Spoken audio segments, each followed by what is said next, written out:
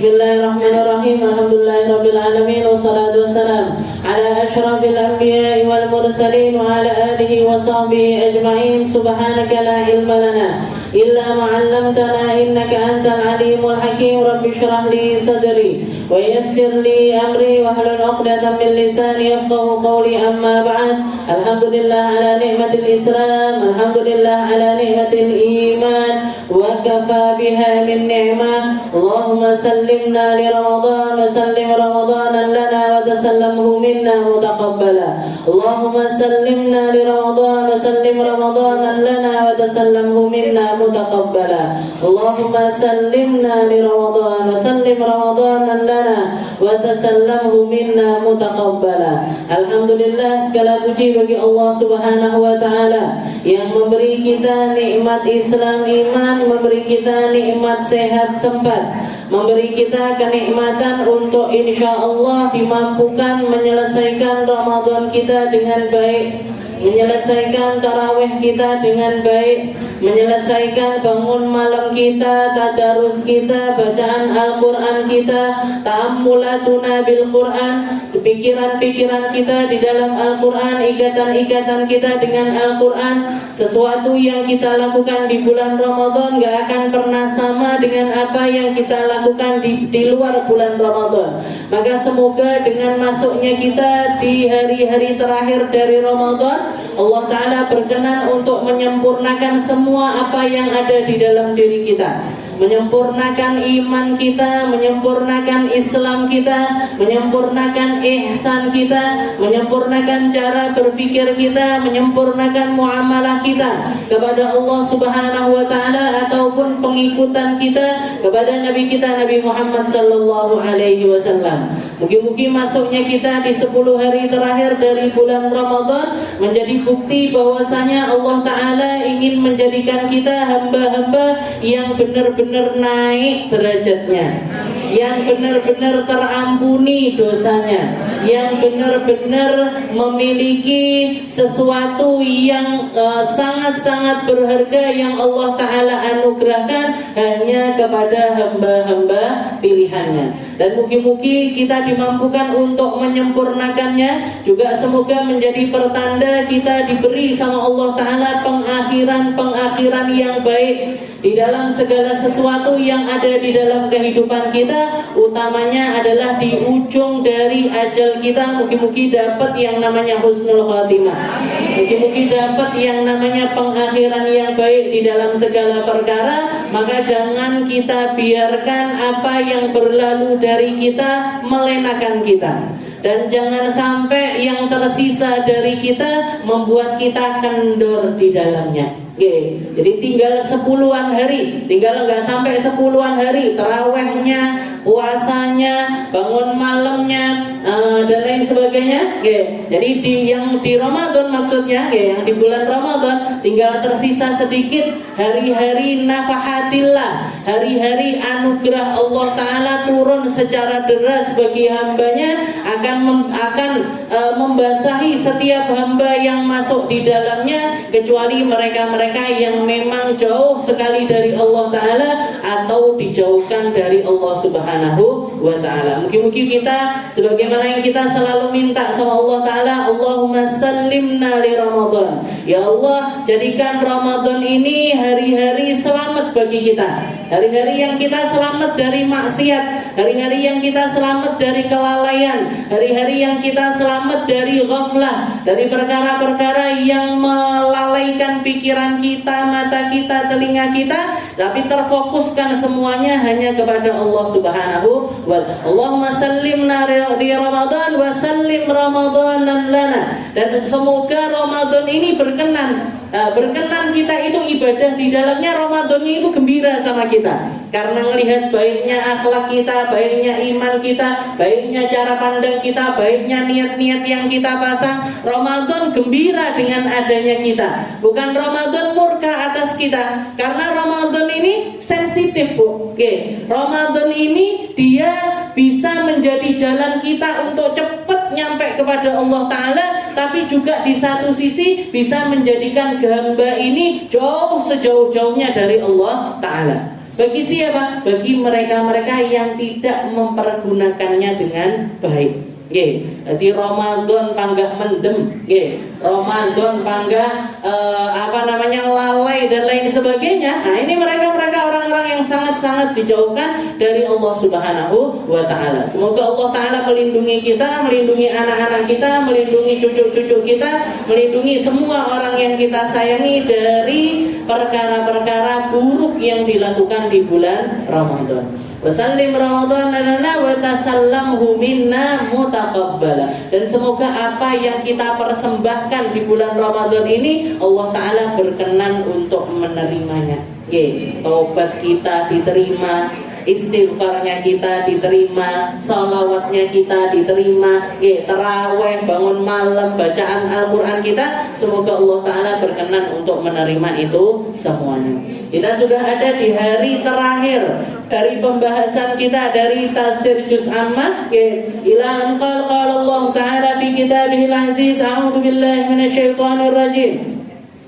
Bismillahirrahmanirrahim. Wal 'asri innal insana lafi khusr illa alladhina amanu wa 'amilus solihati wa tawasaw bil haqqi wa tawasaw bis sabr. Allah Subhanahu wa taala dengan jelas, dengan gamblang, dengan sangat-sangat detail di dalamnya menunjukkan kepada kita semuanya siapa golongan orang-orang yang beruntung dan siapa golongan orang-orang yang merugi, siapa orang-orang yang memanfaatkan waktunya dengan baik, siapa orang-orang yang menghabiskan umurnya di dalam kebaikan, siapa orang-orang yang di akhirat nanti minim penyesalannya di sisi Allah Ta'ala, yaitu mereka-mereka yang mempergunakan waktunya dengan sangat-sangat baik. Nabi kita Nabi Muhammad SAW mengatakan di dalam salah satu hadisnya, "Ightanim khamsan qabla khamsin."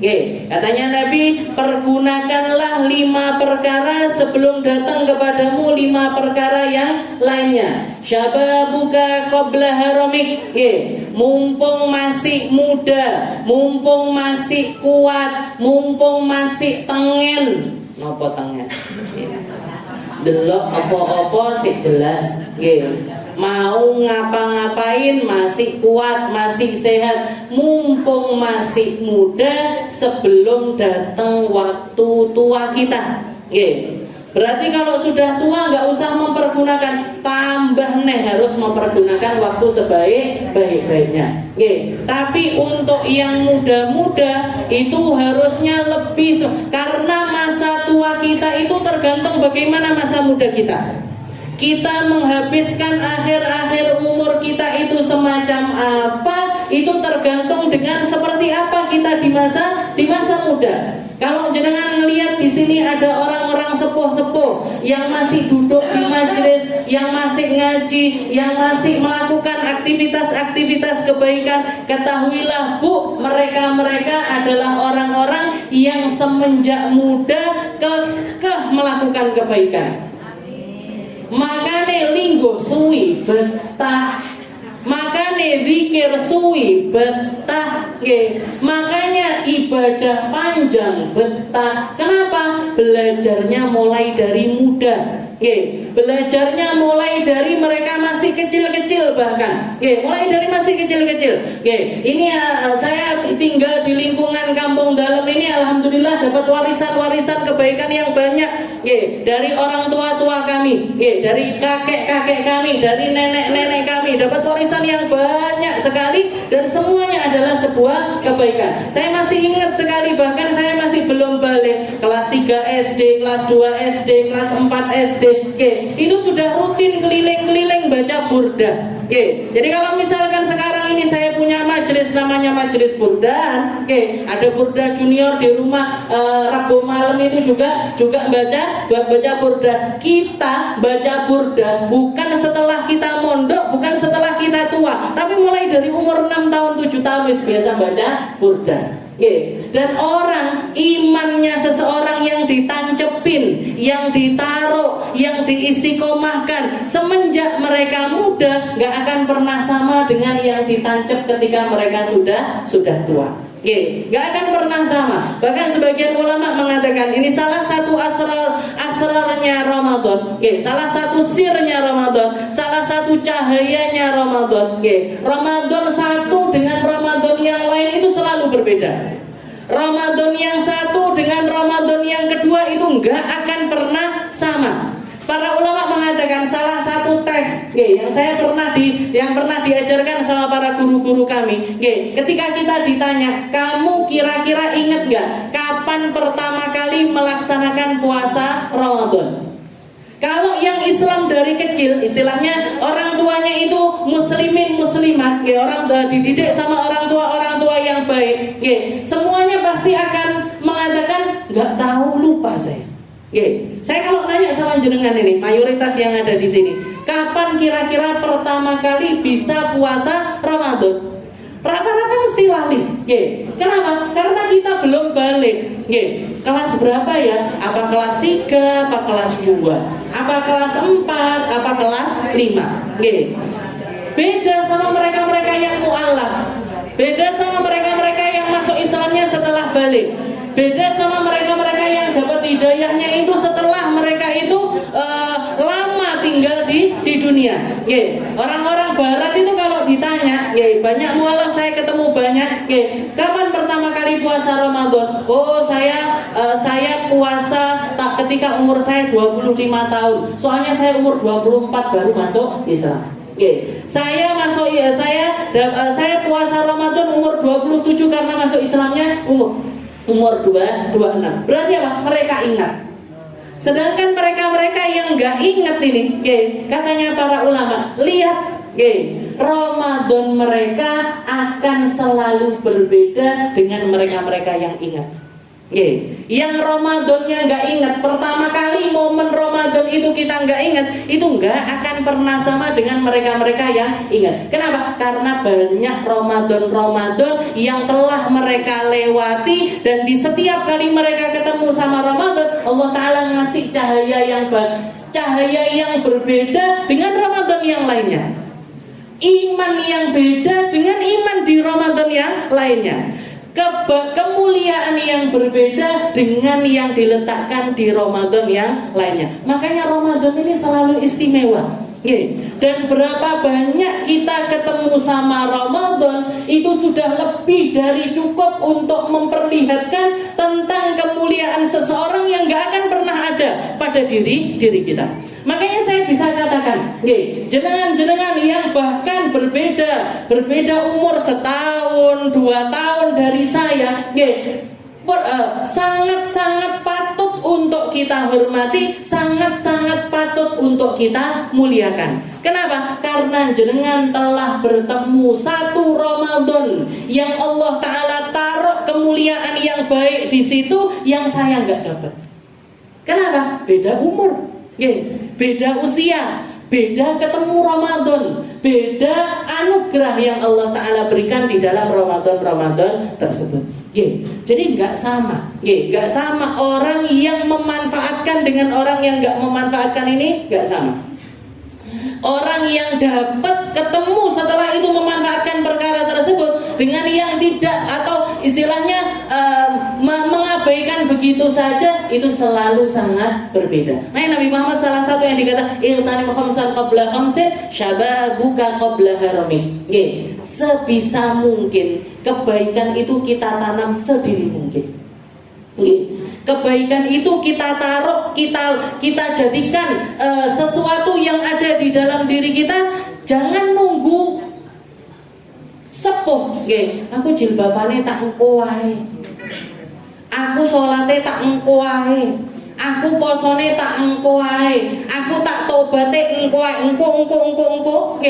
Itu enggak akan pernah. Katanya syababuka qabla harmik. Mumpung sik kuat, mumpung sik muda, mumpung masih bisa melakukan aktivitas sesuai dengan keinginan kita, lakukan kebaikan yang banyak, tanam kebaikan yang banyak. Setelah itu apa? Sehatu qabla saqamik. Jadi mumpung masih sehat, Jadi yang pertama adalah masa muda kita sebelum datang masa tua. Sehat kita sebelum datang waktu sakit kita. Karena ketika seseorang sudah sakit, mau ngapa-ngapain nggak bisa, Bu. Nikmat sebesar apapun Allah Ta'ala berikan kepada kita nggak akan bisa kita pergunakan untuk melakukan perkara-perkara yang kita inginkan. Makanan itu seenak apapun, lek dipangan kambe uang sing lambene lagi pahit, ya nggak enak. Es teler lo enak. Aku lagi tipes dikasih es teler. Lagi tipes, lagi sakit dikasih es teler, nggak akan pernah enak. Dan kita nggak pernah tahu kapan kita dikasih sakit sama Allah Ta'ala. Tapi mungkin sehat selalu, mungkin sehat semuanya. Ginaka qabla faqrik. Setelah itu ketika kita longgar sebelum datang masa sulit kita. Mumpung masih longgar, mumpung masih megang duit, mumpung masih punya harta, pergunakan sebaik mungkin. Pergunakan sebaik mungkin. Iso budal umroh, bisa berangkat haji, bisa ziarah. Lakukan kebaikan dengan harta kita sebelum apa? Sebelum datang waktu sempit kita. Karena rata-rata manusia di masa mudanya mereka ini produktif, di masa tuanya sudah nggak bisa produktif lagi. Ojo ngenteni dolan engko ae dhewe umroh bar umur sewidak. Jenengan umroh umur 60, Bu. Sikile dingge tawaf tok wis kesel. Dingge sa'i sik 1 putaran, 2 putaran, saya istirahat sih. Melakukan, saya istirahat sih, melakukan, istirahat sih. Seperti itu. Tapi ketika kita masih muda itu nggak terasa sama sekali. Ketika kita masih muda, tawaf sekali, nanti duduk sebentar, tawaf lagi, duduk sebentar, tawaf lagi. Jadi mau melakukan sesuatu ibadah, terutama yang masalahnya pakai fisik, itu jangan nunggu tua. Jangan nunggu tua. Tapi pergunakan ketika kita masih muda. Farahuka qabla syughlik wa hayatuka qabla mautik. Ketika kita masih longgar sebelum datang masa sibuk kita. Orang tambah tua itu biasanya tambah sibuk. Orang tambah tua itu biasanya tambah banyak pikirannya atau tambah banyak hal tidak terduga yang terjadi di dalam kehidupannya. Melek budal ngaji anak ngene, melek budal ngaji putune ngene, melek budal ngaji ada tamu yang begini. Karena orang tua biasanya jadi jujukan, biasanya jadi seringkali disibukkan dengan banyak hal. Maka kita pergunakan ketika kita masih longgar yang kayak segini umur segini, durung duwe bojo, durung duwe anak, durung mikir cicilan, durung mikir sembarang barang, sinau sing tenanan, belajar yang benar-benar belajar, sebelum kita menyelesaikan masa-masa keemasan kita di dalam belajar, terutamanya adalah ilmu. Katanya para ulama, belajar itu paling afdolnya dan kemungkinan besar mereka itu bisa menjadi orang-orang yang diambil ilmunya oleh orang lain itu ketika mereka mempergunakan masa keemasannya untuk belajar. Umur berapa itu? 7 tahun sampai 23 tahun. Itu namanya golden age. Kalau orang belajar di atas usia 23 tahun, itu setengah-setengah, Bu. Kayak jenengan ibu-ibu umi dewasa ini, yang ngaji Al-Quran di umi dewasa. Kita ustadzah-ustadzah ini nggak mengharapkan jenengan jadi ustadzah, nggak mengharapkan jenengan ngajar, nggak. Wes pokoknya benerin bacaan, yang penting ngajinya itu tambah baik, ngerti mana panjang pendek, bisa bedakan ha, ho, dal, ra, zai, bisa bedain sin, shin, sod, dot, ndak jumbuh jadi siji, nggak ruwet jadi satu. Yang penting seperti itu. Tapi untuk mengharapkan jenengan untuk jadi ustadzah, kayaknya bendera putih ustazah, bendera putih, pokoknya enggak B-min, pokoknya B+, bisa naik. Nah seperti itu. Tapi kalau misalkan yang belajar umur SMP, umur SMA, anak-anak TPQ saya sore, itu kemungkinan besar kalau mereka telaten belajar sampai akhir, apalagi kalau setelah itu ditambah lagi ngapalin Al-Quran, nekuni Al-Quran dan lain sebagainya, mereka akan menjadi orang-orang yang akan diambil ilmu Al-Quran oleh orang lain. Istilahnya bisa menjadi penyambung lidahnya Nabi Muhammad SAW di dalam syiar Al-Quran, di dalam syiar kebaikan, di dalam syiar syariatnya Nabi Muhammad SAW. Kenapa? Karena belajarnya di masa muda. Jadi syababuka qabla haromik. Dan yang terakhir adalah hayatuka qabla mautik. Hidupnya kita sebelum datang kematian kepada kita. Ini yang paling harus kita pegangi. Mumpung sek urip, mumpung masih dikasih umur sama Allah Ta'ala, mumpung masih dikasih kesempatan sama Allah Ta'ala, kita pergunakan sebaik mungkin. Imam Ibnu Malik yang ngarang Alfiyah Ibnu Malik, qala Muhammadun huwa ibnu Malikin. Nah, kalau jangan tahu qasidah itu adalah qasidah nahwu yang dikarang sama Muhammad Ibnu Malik. Dikatakan beliau ini, pengarang Alfiyah ini, ketika menjelang wafat, ketika sakaratul maut, ketika menjelang wafatnya beliau itu masih minta ditalkinkan kitab syawahid.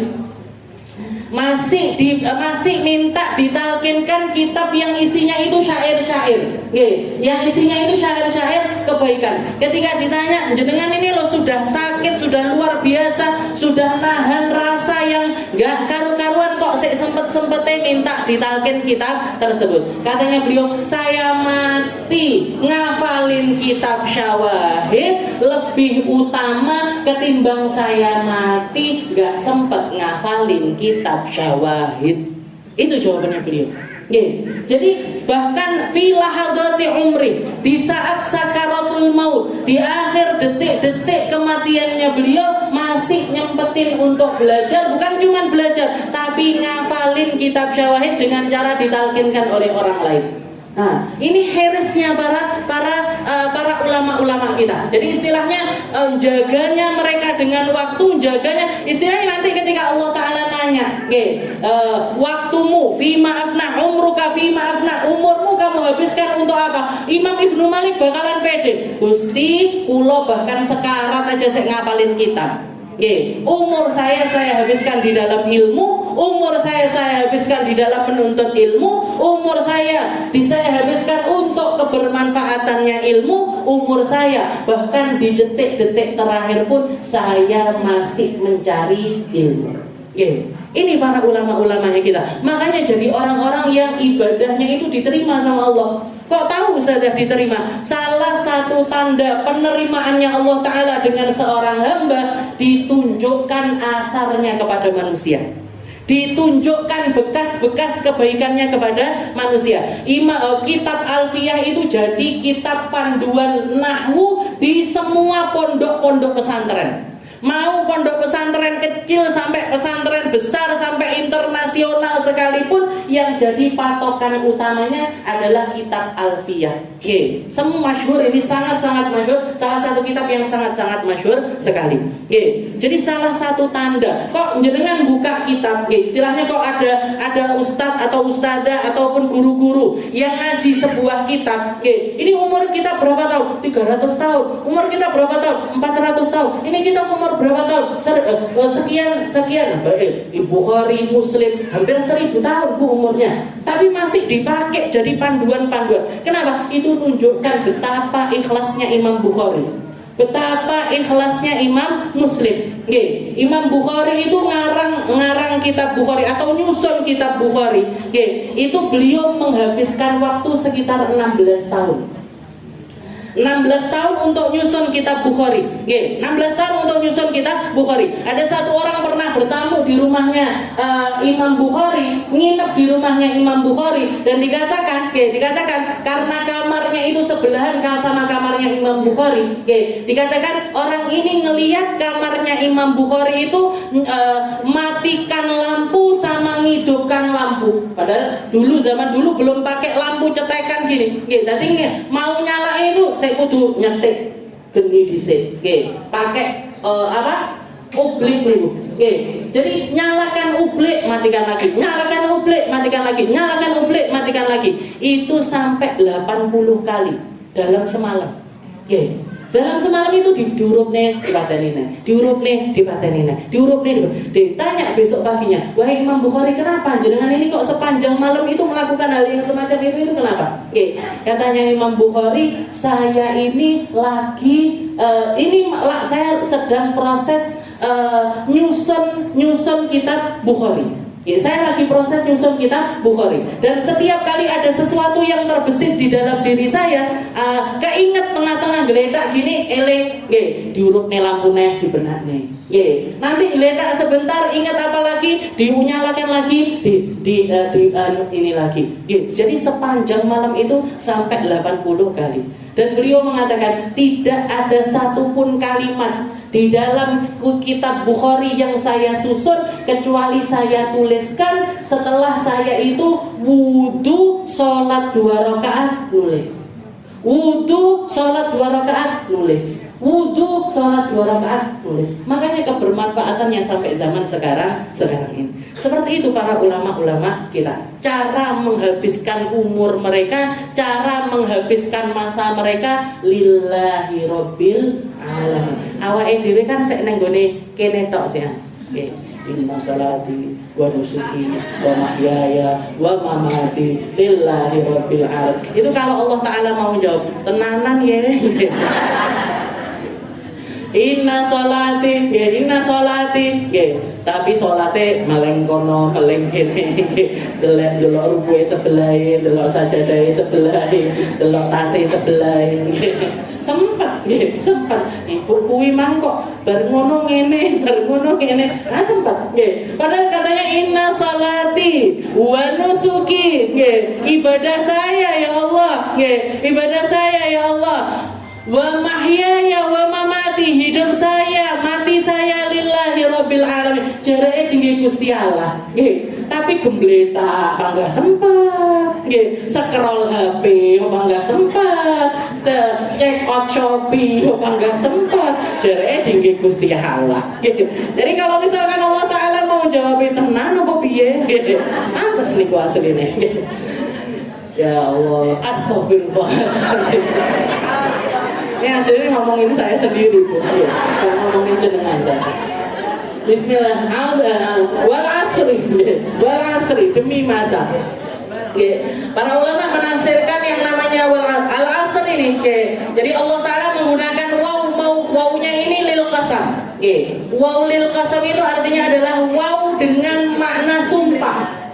Waw dengan makna sumpah. Wal asri artinya Allah Ta'ala demi al asr, demi masa. Kalau kita mau mengartikan langsung pakai bahasa Indonesia, wal asri demi al asr. Para ulama mengatakan yang Allah Ta'ala al asr, yang Allah Ta'ala sumpahin ini maksudnya apa? Yang Allah Ta'ala bersumpah atasnya dengan al-asr ini apa? Qaul yang pertama mengatakan wal asri ay salatul asr. Yang dimaksud dengan wal asri di sini adalah salat asar itu sendiri. Allah Ta'ala bersumpah demi salat asar. Sebagaimana pendapatnya Sayyidah Aisyah dan juga Sayyidah Hafsah, yang dimaksud dengan ayatnya Allah Ta'ala hafidhu ala salawat wassalatil wusta wa qumu lillahi qanitin. Katanya Allah Ta'ala, jagalah tentang salat kalian, utamanya adalah salatul wusta. Apa yang dimaksud salatul wusta? Sayyidah Aisyah, Sayyidah Hafsah mengatakan yang dimaksud dengan salat al-wusta itu adalah salat asar. Kenapa? Karena sholat asar itu termasuk salah satu sholat yang memiliki keunggulan dibandingkan sholat-sholat yang lainnya. Sholat subuh, duhur, maghrib, isya penting. Tapi asar memiliki keafdoliahan yang gak ada di sholat-sholat yang lain. Bahkan para ulama mengatakan, sholat asar itu termasuk pertanda tentang kebenaran iman seseorang atau kemunafikan seseorang. Kenapa? Karena banyak orang untuk sholat asar itu berat. Karena salah satu sholat yang paling berat yang dilakukan oleh seseorang itu adalah sholat asar. Subuh juga berat. Tapi lek wong munafik kabeh berat, Bu. Subuh yo abot, duhur ya abot, asar yo abot.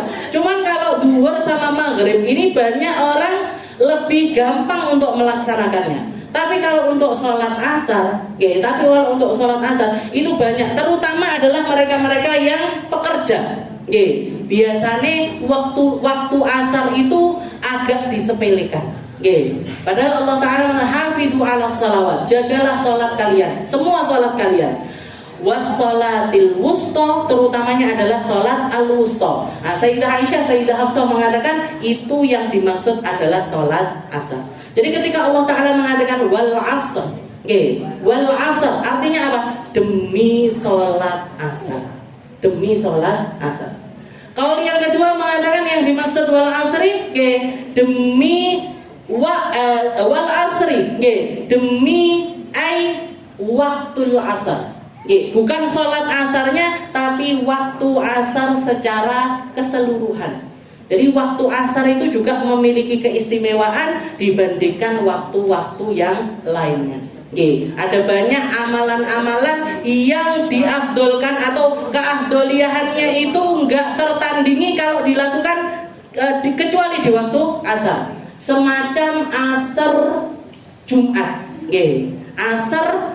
Waktu asar di hari Jumat itu sampai dapat julukan Sa'ah Fatimiyah. Sa'ah Fatimiyah, jam-jamnya Sayyidah Fatimah. Maksudnya apa? Sayyidah Fatimah itu kalau sudah setelah asar di hari Jumat, beliau itu nggak mau ngomong sama siapapun, nggak mau ketemu sama siapapun. Beliau duduk di tempat ibadahnya, zikir, ngaji, pokoknya menjadikan waktu itu khusus antara beliau dengan Allah Subhanahu wa Ta'ala. Makanya sampai para ulama mengatakan, Nabi Muhammad itu mengatakan, sesungguhnya di malam Jumat dan hari Jumat itu ada satu waktu yang mustajab, yang kalau orang doa di waktu tersebut la turad, gak mungkin ditolak sama Allah Ta'ala, gak mungkin gak dikabulkan sama Allah Ta'ala. Dan sebagian ulama mengatakan kemungkinan besar waktu yang dimaksudkan itu adalah setelah asar di hari Jumat. Kenapa? Melihat dari perilakunya Sayyidah Fatimatuz Zahra. Jadi qaul yang kedua mengatakan wal asri, waktul asar. Waktu asar itu sendiri memiliki kemuliaan di sisi Allah Subhanahu wa Ta'ala. Setelah itu pendapat yang ketiga mengatakan wal asri, ad-dahru kullah. Yang dimaksud dengan asar di sini adalah umur kita, waktu kita, kesempatan kita secara keseluruhan. Katanya Nabi Muhammad SAW, utlubul khair dahrakum kullah. Utlubul khair dahrakum kullah. Katanya Nabi Muhammad, kalian itu seumur hidup, seluruh masa, seluruh kesempatan, carilah kebaikan di dalamnya. Umur kita, cari kebaikan-kebaikan yang umur, Bu. Umurku ben apik tak entekne dhewe apa yo. Zikiran, salat, sujud, ruku, lek ketemu kancane mesem, mosok wis pengesan ndak mesem. Jadi cari kebaikan di seluruh apa yang bisa kita lakukan. Umur kita cari kebaikan di dalamnya. Harta kita cari kebaikan di dalamnya. Kekuatan kita cari kebaikan di dalamnya. Ilmu kita cari kebaikan di dalamnya. Kesempatan kita cari kebaikan di dalamnya. Golek api terus, Bu. Jangan pernah terbesit untuk nyari keburukan. Jangan pernah fokus di dalam hal yang buruk-buruk. Jangan pernah melihat sesuatu itu pakai kacamata yang jelek. Jadi cari kebaikan, utlubul khair dahrakum kullah. Setelah itu katanya Nabi Muhammad, dilanjutkan sama Nabi, tsumma tata'arrad. Setelah itu tsumma tata'arrad linafahatillah. Kemudian kalau kamu melihat ada anugerahnya Allah Ta'ala yang dikucurkan lebih dibandingkan di saat-saat yang lain ataupun di kesempatan yang lainnya, sodorkan dirimu untuk masuk di dalam hal tersebut. Ojo gelem ketinggalan.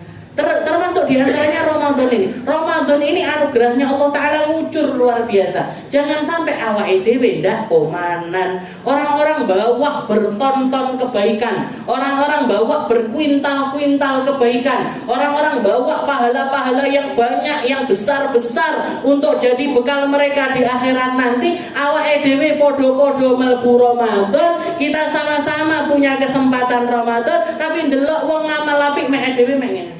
Wong kuwi traweh, wong kuwi sedekah, wong kuwi darusan, wong kuwi ngaji, kirim salam dada terus.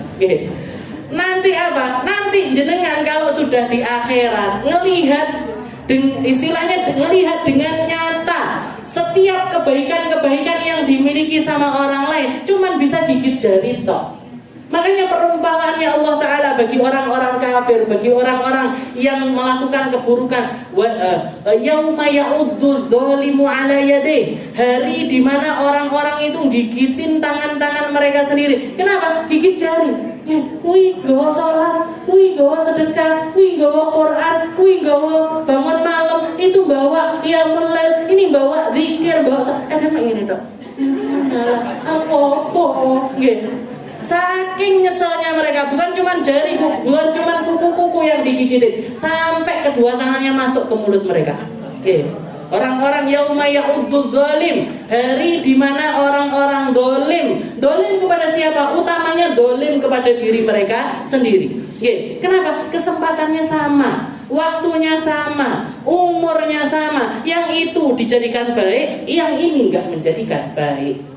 Akhirnya nyesel sampai gigitin tangan mereka masing-masing. Yauma ya'uddu dzalimu 'ala yadayhi wa yaqul, dan yang paling mereka sesali ketika mereka hidup di dunia yang terlewat dari mereka, wa yaqulu ya laitani takhattu ma'ar rasuli sabila. Ya laitani takhattu ma'ar rasuli sabila. Ya Allah, seandainya saja. Tapi pakainya kalimat laita. Laita itu enggak sama kayak la'alla. Jadi dalam bahasa Arab itu pengandai-andaian ada dua macam. Ada laita, ada la'alla. Kalau la'alla itu berandai-andai tentang sesuatu yang masih bisa kita gapai, yang masih bisa kita ambil. Kayak kita ini masih ada kesempatan Ramadannya, masih ada. Masih tersisa beberapa hari dari Ramadan kita. Kita nyesel, nyapo deh ini kok males-malesan. Kita nyesel, kenapa kok kemarin-kemarin gak ngambil porsi yang banyak. Laitani, seandainya saja sekarang saya memperbaiki diri. Maka perbaikan itu masih bisa didapat. Karena apa? Kesempatannya masih ada. Tapi kalau sudah pakai kalimat laita, itu rata-rata terjadi di akhirat. Dan orang seperti yang dikatakan orang kafir, ya laitani takhattu, seandainya saja, seandainya ini sudah nggak bisa balik lagi, seandainya ini sudah nggak bisa disusul lagi, seandainya ini nggak bisa, mau dia bayar seberapapun, mau dia naruh amalnya seberapapun untuk digadaikan untuk dapat kesempatan tersebut, nggak bisa lagi.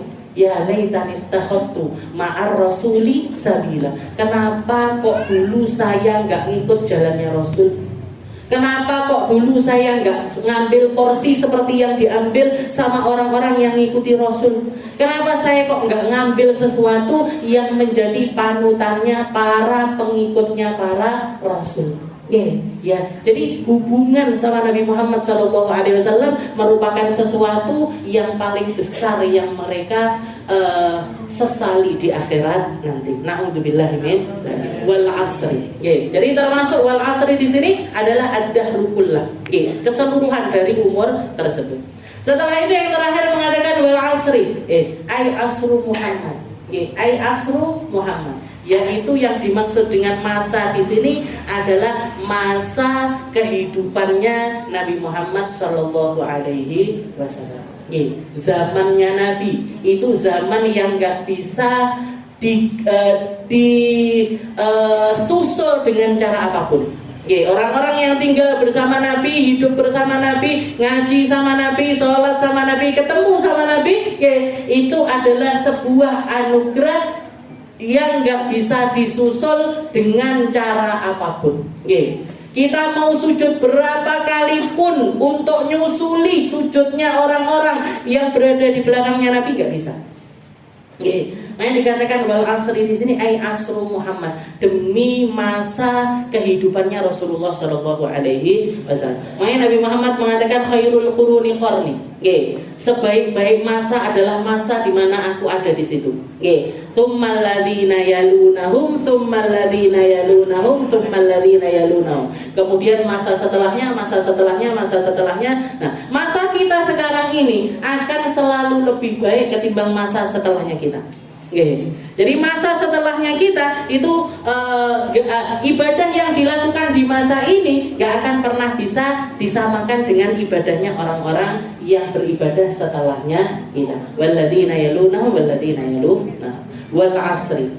Demi itu semuanya, kata Allah Taala, innal insana lafi khusr. Ai jinsul insan. Yang dimaksud khusus untuk manusia. Jadi Allah Ta'ala bersumpah ini khusus untuk kategori manusia, bukan makhluk Allah Ta'ala yang lainnya, bukan jamadat, bukan syajarat, bukan benda padat, bukan benda cair, bukan pohon-pohon, bukan hewan-hewan dan lain sebagainya.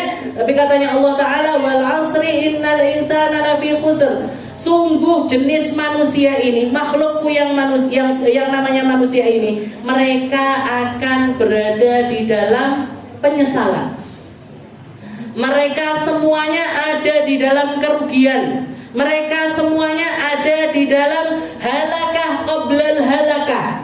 Ada di dalam keburukan di dalam keburukan. Ketika apa? Ketika mereka menolak masuk di dalam 4 kategori yang akan disebutkan sama Allah Ta'ala. Innal insana lafi khusr illal ladzina amanu wa amilus solihat. Kecuali orang iman, kecuali orang yang beramal soleh. Personilnya manusia, manusia itu di dalam diri mereka, hubungannya dengan diri mereka sendiri, 2 hal ini harus ada. Apa itu? Iman, amal soleh. Iman harus ada, amal soleh juga harus ada. Ngandene iman tok nggak pakai amal soleh, rugi. Ngamal soleh tok nggak pakai iman, rugi.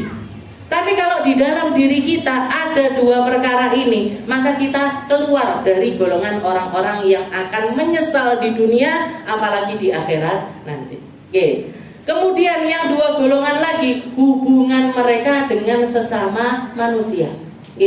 Jadi kalau yang 2 hal ini khusus untuk pribadi masing-masing, kalau yang 2 perkara ini umum, hubungan kita dengan sesama manusia. Illal ladzina amanu wa amilus solihat. Yang 2 apa? Tawasau bil haq, tawasau bis sabr. Saling berwasiat kebaikan, saling bersabar atas hal-hal yang terjadi di atas kehidupan. Para ulama mengatakan ai ala ta'ah wa anil maksiyah. Termasuk yang dimaksud dengan saling mengingatkan di sini adalah saling mengingatkan untuk sama-sama berbuat baik. Kayak jenengan sudah jadi anggotanya majelis kemis ini, ikut ngaji di majelis kemis. Jenengan punya teman-teman yang lain di luar sana, punya tetangga-tetangga, punya kenalan-kenalan. Salah satu bentuk sayangnya kita, salah satu usahanya kita agar nggak masuk di dalam golongan orang yang menyesal, minimal circle kita yang lain ini kita kabari. Yo melo aku ngaji. Yo. Yo ikut aku di sana, enek darusan, neng kono enek semaan Quran, neng kono enek solawatan, neng kono enek pengajian, neng kono. saling ngajak baik ini jangan sendirian tapi baik bareng-bareng. Tawasau bil haq. Tawasau bil haq ai ala ta'ah. Yaitu saling mengajak untuk bersama-sama melakukan ketaatan. Wa tawasau bis sabr ai anil maksiyah. Yang dimaksud dengan saling mengingatkan untuk bersabar, yaitu yang dimaksud di situ adalah bersabar untuk tidak melakukan keburukan. Bersabar untuk tidak bermaksiat. Karena enggak maksiat ini yang dibutuhkan di dalamnya sabar. Delok kanca-kancane dolan. Aku praisik ngajine tak dolan. Jenengan yang enggak ikut ini, aku tak sabar ngaji kemesane. Ngoten. Ngelihat ada orang-orang mokel di siang Ramadan. Jenengan kalau mau ngelihat orang mokel sekarang enggak sulit, Bu. Ingin pulang dari ngaji dengan warung-warung yang buka itu, atau yang tirainya ditutupi, gitu. Jangan buka, wah kayak sing mak-mak, dahar-dahar, lunch, makan siang, Jadi di situ, caranya kita untuk tetap kekeh di dalam puasanya kita, sabar, delok wong ngombe es teh, sabar, maghrib akan datang, ngelihat ada orang makan gorengan, sabar, engko aku yo bakale buka. Jadi kalau kemaksiatan itu yang dibutuhkan di dalamnya adalah kesabaran. Pakai jilbab, itu sabar. Nutup aurat, butuh sabar. Jadi makanya dikatakan wa tawasau bil haq wa tawasau bis sabr. Tawasau bil haq wa tawasau bis sabr. Wal 'asri innal insana lafi khusr illa alladziina aamanu wa 'amilus shalihat wa tawasau bil haqqi wa tawasau. Jadi ini firman Allah Ta'ala yang katanya Imam Syafi'i, kalau misalkan Al-Qur'an ini turun cuman surat ini aja, la kafattu. Sudah cukup. Kalau misalkan adanya mauidhah itu cuman ini, adanya nasihat itu cuman surat Al-Asr. Surat Al-Asr ini sudah lebih dari cukup untuk kita jadikan nasihat untuk diri kita masing-masing. Cukup masukkan dirimu di dalam golongan 4 ini, kamu tidak akan menyesal. Cukup masukkan dirimu di dalam 4 golongan ini, kamu akan jadi hamba-hamba yang berdiri di atas muka bumi ini sambil menghabiskan usia di dalam setiap kebaikan. Karena kebalikan dari ini semuanya adalah penyesalan. Di dalam hadis Nabi yang lainnya dikatakan Nabi Muhammad, jadi banyak hadis-hadis serupa yang dikatakan sama Rasulullah. Di antaranya Rasulullah mengatakan ad-dunya mal'unah, mal'unun ma fiha wa mawalah illa zikrullah wa aliman wa muta'alliman. Katanya Nabi Muhammad SAW, dunia ini semuanya kena laknat. Dunia ini semuanya disumpahi sama Allah Ta'ala. Dunia ini isinya semuanya keburukan. Semuanya adalah mal'unah, dilaknat sama Allah Ta'ala dunia ini. Illa, kecuali 3 golongan. Zikrullah, mereka-mereka yang hatinya nyambung sama Allah, gak kena laknat. Mereka-mereka yang lisannya basah untuk mengingat Allah, gak kena laknat. Wa aliman, yang kedua adalah golongan para ulama, golongan orang-orang yang menghabiskan umurnya di dalam ilmu dan mengajarkan ilmu. Wa aliman wa muta'alliman. Yang ketiga, orang-orang yang belajar. Selain itu semuanya dapat laknat dari Allah Ta'ala. Ad-dunya mal'unah mal'unun ma fiha wa mawala illa zikrullah wa aliman wa muta'alliman. Mungkin kita semuanya dikasih sama Allah Ta'ala umur yang baik, umur yang barokah, umur yang penuh dengan hal-hal yang indah, umur yang penuh dengan kenangan-kenangan yang indah, umur yang penuh dengan setiap kebaikan, memori kebaikan yang nantinya di dalam surganya Allah Ta'ala bisa kita ingat-ingat kembali untuk kita ingat nikmatnya, untuk kita ingat baiknya, untuk kita ingat apa yang terjadi di dunia dulu. Oke, karena dikatakan para penduduk syurga, salah satu kenikmatannya penduduk syurga di dalam syurga adalah mereka akan duduk-duduk saling berhadapan kembali, nginget-nginget apa yang terjadi dulu di dunia. Oke, awak dhewe mbiyen ngaji, nggih, awakmu ngantuk tak jiwit, nggih, aku ngantuk mau jiwit, nggih. Nah, apa namanya? Kita dulu ngaji bareng pas sendenan ngene, aku mau ngene nih. Nah, itu semuanya akan jadi memori-memori indah yang akan diingat-ingat nanti insyaallah di dalam syurganya Allah Ta'ala. Mugi-mugi merbu syurga kabeh. Mugi-mugi selamat kabeh. Mugi-mugi dikasih sama Allah Ta'ala kebaikan di dunia sampai akhirat kita. Dikasih kesempatan kita untuk ketemu sama Ramadan berikutnya. Dikasih kesempatan bagi kita untuk nyari ilmu di hari-hari berikutnya. Dikasih kita kesempatan untuk terus istiqomah mengibadahi Allah Ta'ala dengan hati yang penuh dengan keimanan, dengan hasrat untuk mencari pahala-pahala di sisi Allah Subhanahu wa Ta'ala lewat apa yang dicontohkan, diajarkan oleh Nabi kita Nabi Muhammad SAW.